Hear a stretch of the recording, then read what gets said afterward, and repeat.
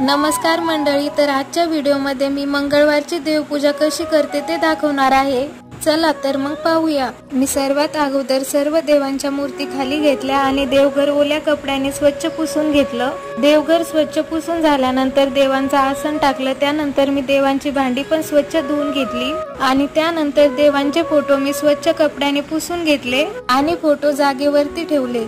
त्यानंतर सर्व देवांना आंघोळ घातली, कोरड्या कपड्याने मूर्ती पुसून घेतल्या आणि सर्वांना गंध लावला आणि सर्व देव जागेवरती ठेवले आणि त्यानंतर देवासमोर दिवा लावला।